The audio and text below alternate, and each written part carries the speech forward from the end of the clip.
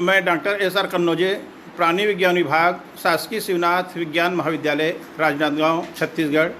वर्तमान में पर्यावरण की समस्या बहुत बलवती होते जा रही है और इसके कारण से अनेक समस्याएं देखने को मिल रहा है। पृथ्वी का तापमान लगातार बढ़ते ही जा रहा है, इसलिए पशु पक्षियों की कई प्रजातियां लुप्त होने के कगार पर है।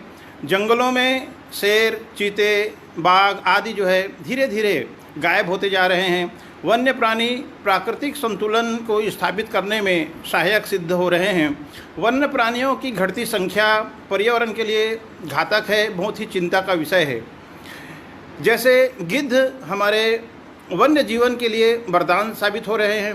मरे जानवरों को मिनटों में ही ये सफाचट कर देते हैं और सफाई कामगार की तरह सफाई रखते हैं, लेकिन दिनों दिन इनकी भी संख्या कम होते जा रही है, जो कि बहुत बड़ी चिंता का विषय है।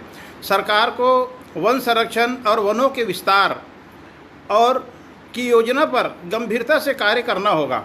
पर्यावरण की रक्षा के लिए मृदा, जल, वायु और ध्वनि प्रदूषण की रोकथाम अनिवार्य है। भूमि की उर्वरता को बढ़ाने के लिए रासायनिक खाद तथा फसलों को कीड़ों व रोगों से बचाने के लिए कीटनाशक दवाइयों का उपयोग बेधड़क किया जा रहा है, जो कि भूमि के लिए बहुत बड़ा खतरा उत्पन्न हो रहा है।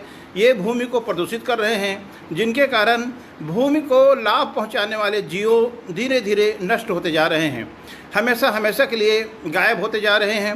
कृषि फसल में कंपोस्ट खाद तथा हरी खाद का उपयोग धड़ल्ले से होते जा रहा है और खेतों में लाभदायक जीवों की संख्या वृद्धि हो सके, इसलिए कंपोस्ट खाद और हरी खाद का उपयोग होना बहुत ज़रूरी है, जो कि खेतों की उर्वरा शक्ति को बनाए रखने में कामयाब होते हैं।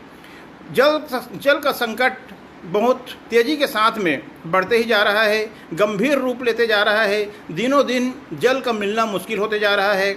जल स्रोत को सूखने से बचाने के साथ साथ जल प्रदूषण को रोकने के उपाय भी बहुत ज़रूरी लगता है।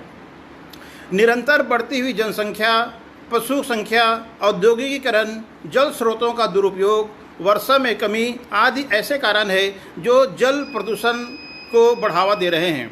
नदियों और जल स्रोतों में कारखानों से निष्कासित रासायनिक पदार्थ व गंदा पानी मिल जाने से वह भी धीरे धीरे प्रदूषित होते जा रहा है। नदियों के किनारे बसे नगरों में अधजले शव तथा मृत जानवर नदी में फेंक दिए जाते हैं। रासायनिक खाद और कीटनाशकों के प्रयोग से जल प्रदूषण बढ़ते ही जा रहा है। ऐसे में जल का दुरुपयोग रोकना और मितव्ययता से उसका उपयोग करना वर्तमान समय की मांग है। वर्षा के जल को संरक्षित करना ही होगा, बूंद बूंद हमें जल बचाना ही होगा। विकसित हो रही कॉलोनियाँ, शिक्षण संस्थाओं, बड़े भवनों, कार्यालयों और सार्वजनिक संस्थाओं में रेन वाटर हार्वेस्टिंग सिस्टम को अपनाने की बहुत ही आवश्यकता है। वर्तमान में यदि हम वायु का प्रतिशत देखें तो 78% नाइट्रोजन, 21% ऑक्सीजन तथा 0.03% कार्बन डाइऑक्साइड तथा शेष निष्क्रिय गैसें और जलवाष्प वायुमंडल में होती है। हवा में विद्यमान ऑक्सीजन जीवधारियों को जीवित रखता है। मनुष्य सामान्यतः प्रतिदिन 22,000 बार सांस लेता है और 16 किलोग्राम ऑक्सीजन का उपयोग करता है, जो कि उनके द्वारा ग्रहण किए जाने वाले भोजन और जल की मात्रा से बहुत अधिक है। हमारा वायुमंडल औद्योगिक प्रगति के कारण प्रदूषित होते जा रहा है।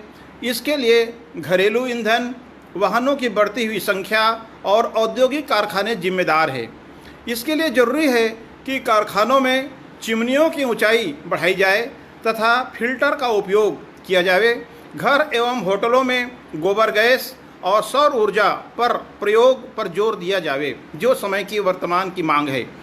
यह सच है कि सदियों से जंगलों के साथ जीवन का रिश्ता निभा रहे आदिवासी ही एकमात्र कड़ी है, जो आज भी घटते जंगल और बिगड़ते पर्यावरण को बचाने में हमारी मदद कर सकते हैं। ये आदिवासी जंगल बचाना चाहते हैं ताकि उनका अपना अस्तित्व बचा रह सके। आदिवासियों का पारंपरिक ज्ञान, वन आधारित जीवन शैली, वन संरक्षण की उनकी टिकाऊ सोच और दृष्टिकोण को महत्व देना ही होगा। धरती के तापमान में दिनों दिन बढ़ोतरी होते जा रही है। हिम शिखर तेजी से पिघल रहे हैं। समुद्र का जल स्तर लगातार बढ़ते ही जा रहा है। कुदरत की संरचना में की जा रही छेड़छाड़ के चलते वायुमंडल के गैसों का संतुलन बिगड़ गया है। जैव विविधता पर संकट के बादल मंडराने लगा है। फसल चक्र गड़बड़ा गया है। धरती की उर्वरता कम होते जा रही है। कई प्रजातियां अपने अस्तित्व के लिए जूझ रही हैं। जलवायु परिवर्तन और जंगलों की विलुप्ति होने के कारण बहुत सी प्रजातियां देखते ही देखते लुप्त होते जा रही है, हमेशा के लिए लुप्त हो रही हैं। आने वाली पीढ़ी जीव जंतुओं व वनस्पतियों के दर्शन सिर्फ चित्रों में ही या गार्डन में ही कर सकेगी। यदि हमारे सामूहिक बर्ताव में कोई सामंजस्यपूर्ण परिवर्तन ना हुआ तो हिंदुस्तान जैव विविधता से संपन्न नहीं विपन्न हो जाएगा। विलुप्त होने वाले जीवों में सफ़ेद गिद्ध, काले कौवे, सारस, मोर, पक्षियाँ, चूहे, बिल्लियाँ, लोमड़ी, चीता, एशियाई शेर, भारतीय हाथी, एशियाई गधे, गैंडे, बया, गौरैया, करैत सांप आदि हैं।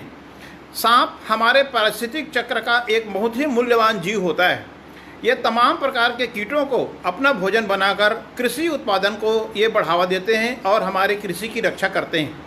जीव प्रजातियों के रहने के स्थान तेज़ी से ख़त्म होते जा रहे हैं, जिससे जैव विविधता पर बहुत बड़ा संकट आ पड़ा है। शहरों के लगातार बढ़ते आकार और गायब होती हरियाली व बढ़ते कंक्रीट के जंगलों के चलते अब तमाम जीवों के प्राकृतिक आवास शेष नहीं बचे हैं। प्रदूषण, शोर, हर जगह इंसान की मौजूदगी, भारी प्रकाश, बढ़ती गर्मी और बदलते मौसम चक्र के चलते जैव विविधता का तेज़ी से हानि होते जा रहा है।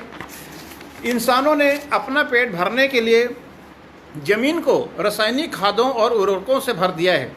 लगातार रासायनिक उर्वरकों के प्रयोग से ज़मीन की उर्वरता कम हुई है। मिट्टी में रहने वाले विभिन्न जीव जंतुओं के आवास को खत्म कर दिया है, जो ज़मीन को उर्वर बनाए रखने में अहम भूमिका निभाते थे। उत्पादन बढ़ाने के लिए रसायनों की भारी प्रयोग से जैव विविधता पर खतरा पैदा हुआ है।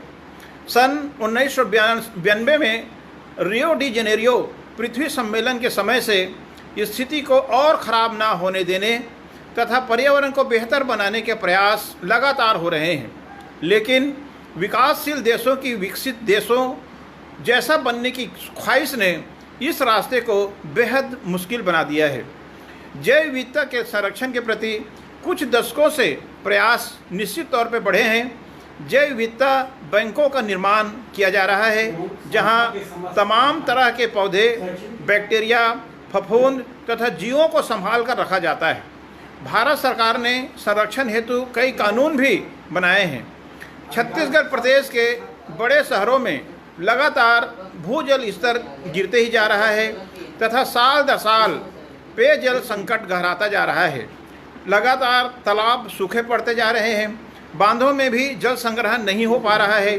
जल संग्रहण के छोटे छोटे केंद्र न सिर्फ सिंचाई के लिए पानी उपलब्ध कराते हैं, बल्कि भूजल स्तर को बनाए रखने में भी महत्वपूर्ण कारक होते हैं। शहरों में कंक्रीट का साम्राज्य जमीन से आसमान तक है तथा पेड़ों को खत्म किया जा रहा है। वनों, जल स्रोतों की रक्षा सहित गंभीर प्रयासों से ही भूजल स्तर गिरने से रोका जा सकता है। यह धरती आने वाली पीढ़ी की धरोहर है। इसे हरा भरा बनाए रखना हम सबकी जवाबदारी है। इसीलिए कहा गया है, यदि पर्यावरण का ना हो ध्यान तो विश्व बन जाएगा रेगिस्तान। Thank you.